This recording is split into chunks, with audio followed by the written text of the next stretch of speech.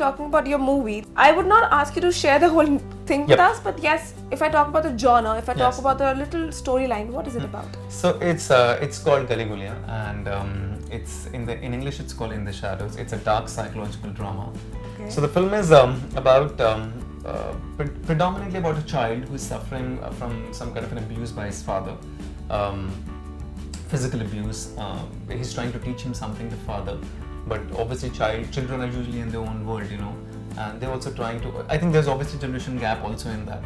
So so what happens is this is set in the maze. This is set in the maze of Old Delhi, the by-lanes and the lanes of Old Delhi, where Manoj Bajpayee's character, who's the protagonist in the film, is trying to help this boy suffering from the physical abuse.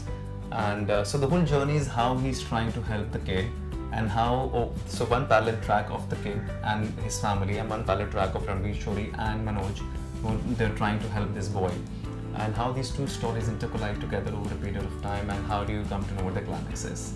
Well, if I talk about a story or whatever script that we see on television or in a movie, something or the other is there as a backstory to it. Is there any backstory, or is there any story that you came to know while you were shooting for it that made you go for the script or something? Yeah, one incident I'll tell you. It's kind of an haunting incident. So the boy whom we casted, his name is Om Singh, you know, who is in the second parallel story. So when we Dilip Shankar sir, they casted the boy, fantastic actor. He has never acted ever before. He's an orphan. Okay. We got him from Salam Balak Trust in Delhi. So now when we got him on board, we obviously saw the test and everything. Strangely, such are the ways of life. His story, his original story of life, coincides with the story that we have in the film. That is such a coincidence. Yeah, strangely, and I still remember there was a particular shot. You have seen the promo, I just showed it to you. So when you guys will see it, you probably will be able to gauge what I'm talking. So there's the one shot where Neeraj Kabhi hits him, slaps him on the face. Okay. The boy, he's 8 years, 10 years, and we were shooting the sequence, so Neeraj slapped him, and this boy is stoic. Hill nahi raha, move nahi kar raha. So the bitch went and he said, "You have to cry," because he hit him really hard. So he said, "Sir, क्या है ना, जब मेरे पापा मुझे मारते थे ना, तो कहते थे कि अगर रोएगा ना तो को और मारूंगा." Oh my God! So he so had in that. the film also, if you see, whenever he's being hit, he's still stoic because we wanted him to retain that. And that's the kind of story. Well, I am quite intrigued to see your movie, for sure. So, any reason that you chose only this as a concept? Or? This was written by Dipesh long back, and being the first film, I think he tells me he has done all the experiments that he wanted to do. He has created a dark psychological drama which has never been created here. The whole story and the timeline is completely different, set in 1980s. Most difficult, if you've visited Delhi, you understand how difficult it is to shoot in Old Delhi. We shot, I mean, the lanes and by lanes, we have no set. We were shooting only on locations. Out of 42 days, we shot 32 nights over there. So I mean, it was. I think he says I've taken all the things that I wanted to take, all the hurdles he wanted to pick up, and challenge himself, and he's completed that. I mean, as a team, everyone's put a fantastic effort to it. The whole post-production is done in Skywalker Studios in San Francisco. Most of the Academy Award nominees have worked in the film. So I mean, it's a great production and great creation of a fantastic product that we are very proud of. Well, we wish you all the luck for the coming up movie. Alright, so the first one. What is the strangest thing that you've ever eaten? Strangest thing I've ever eaten? By mistake, I had eaten shrimp. And I hated it. I'm a vegetarian, and I think किसी burger में गलती से आ गया था, तो I don't like the feeling. I'm a vegetarian, so it feels very bad. It's very strangest. It gives you very disgusting feeling and all that. For me personally, yes. I can understand. Same thing. Yeah. So you're vegetarian too? No, I'm a pure non-vegetarian, but shrimp and me do not work together. Exactly. Yeah. What is that one job that you think that you would have failed badly? Economist. Really? Why? Yeah, I don't understand that. I don't understand the whole how does it work, how does the demand and the supply and everything. I think I'm very emotional at heart. So for me, the demand and the supply and all those things don't collide together. Alright. So describe a kiss in 3 words. Kiss in 3 words. I think the most beautiful form of expression of love. Very well said. All right. One such person that you wish you wouldn't have met. I wouldn't have met. Yes. I wish I could tell his name. He owns, I can only give a clue. He owns a casting agency and he's been ruling a lot of celebrities in television. Well, we got the hint. You got the hint, Yes. and I wish I wouldn't have met him in my life. One person that annoys you the most.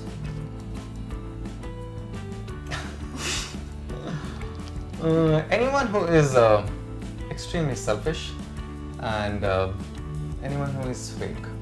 Okay. One of the meanest things that you've ever said to someone, be it intentional or unintentional. I usually मेरे को actually गुस्सा आता नहीं है, लेकिन जब आता है तो I become extremely rude and blunt, and whatever I in my bluntness, it's usually expressed to Amrita, and कभी गुस्से में उसी को निकलता because my closest self only she knows, nobody else. So I think whatever meanest thing I must have said it to her only. Ouch, but it's okay. She still loves you. If you could sell yourself, what would be the minimum bid that you would keep? I think 1 rupee. 1 rupee? Yeah. If I have to sell myself, I think इतना ही stoop down हो जाएगा इंसान, तो फिर 1 रुपए में kilo हो या 1000 हो या 1 लाख हो तो उसे क्या And फर्क पड़ेगा? if it's for some charity, then I'll actually go for a bigger amount of money because I think that charity will help a lot of people. So probably maybe $100 billion or something. all right. If you would have been an animal, which one would you have been? A combination of dog and tiger. All right. What was Himmanshu like in school, high school? I was an introvert kid, and actually a combination of both. I was extrovert on stage because I loved performing, and I loved I loved craving attention and importance, and I wanted to be famous. That was my only choice in life, and that is the only thing I wanted to do in my life. So yeah, for me, stage used to give me a lot of attention, a lot of importance. But on the another part of the stage, when you come into the normal life, I was slightly introvert. I still have issues, telling what is there in my heart. You're not that expressive, I guess. I'm expressive, but I think all the pain resides in my heart for me. What is the one most funniest thing that has happened to you in the matter of fans? In the matter of Fans. funniest things. I'll have to recollect, because they've absolutely been showering a lot of love and praise, appreciation all the time. But funniest? Any such encounter with a fan that you just still is in your head? Oh yeah, there are these little skits from California who have been sending me gifts since 2011 now, and for a show which ended in 2012 called Bhagwali on ZTV, and I treasure those gifts. They make autographs and photographs of mine, and it's been. I mean, when your show is running, understandable. People shower a lot of applause and everything, but it's been almost 5-6 years the show has ended. They're still doing that, and right from across the country, across the globe. So that's something which is very heart-touching, and it still resonates with me and still there with me. So if there is an autobiography written upon Himmanshu, what would you name it? What would you think that it is going to be named? Autobiography. Don't take life too seriously. All right. If you have to spend a day on Mars, what would you be doing? Oh. For fun. I must have my wife with me, otherwise I'm definitely going to get bored. I really don't know what will I do, and I'll start, thinking and plonging with things that I should not be doing. So she's the one who's going to tell me, dude, don't do this, don't touch this, don't do this. Yeah, I am like that. Okay, what's your biggest addiction? My biggest addiction is desserts. I'm a dessert person. I love sweets. For me, cookies and chocolates. Not chocolates, chocolate cakes or something like that. And of course, any Indian sweets. I'm very addictive towards it. I don't take tea, coffee, alcohol, cigarettes, anything. But for me, my cookies and my those chocolate cakes and tiramisus and jalebi. Okay, now my mouth is exactly. watering. You're from Chandigarh, so you understand what I'm talking about. Yeah. Yes. And I love food. Yeah. Same. Yeah. Guilty. My parathas, Punjabi boy. All right. So when was the last time that you did something spontaneous? Spontaneous, day before only, and I remember I was meeting Chitrashi and Dhruv, friends, and we were discussing it, like, chalo, let's go to in orbit, and they said, yeah, traffic bahut hoga, to in orbit tak hi chalte hain, zyada dur nahi jate, we stay in Malhotra, we just hop on and pick you up. So we went to in orbit, and it's like, okay, I was like, dude, I want to go to Farzi Cafe, I want to eat the chocolate dessert pie, which is like huge. you know, this thing. Said, okay, let's go. So we went and we had this chocolate dirt pie, which is like a huge box of chocolates and everything. Okay, now you're just making me mouth water Yeah, so exactly. much. So yeah. Okay, when are you the most productive? When my mind is blank and I'm extremely silent. Alright.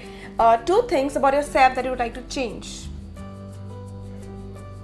About the fact that at times I do go mean with Amrita. Okay. I would definitely want to change that. And probably sometimes I get really excited about life and things. I think she keeps telling me to stay calm. Alright. So lastly, if TellyChakkar has to spend a day with you, what is that day gonna look like? What does the day have in store for TellyChakkar? I think full of life stories about me, people I've met, full of experiences and full of stories. Well, that sounds interesting. Yeah. Anything else that you would like to share with us before we take a leave from you, our fans and audience? I just want to say thank you to you first of all. I mean, that's a fantastically conducted interview. One. Thank you. There's a lot of zigzag things that actually happened, which is so nice, and the questions were really interesting. So one message for your fans. I just want to say thank you so much for everything that you have done till today. You have been very kind and gracious. For accepting me as who I am. Plus, you've been showering love from the time of naturally. You've put us on a pedestal, which is so beautiful. But please, I don't take life too seriously. Please don't take things too seriously in your life as well. It just can end at any moment. So yeah, keep showering your love and attention and appreciation on Sharing Spotlight as well. We are trying to create something interesting. So that people can contribute towards you.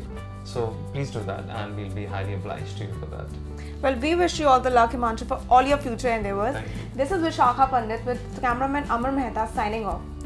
Thank you.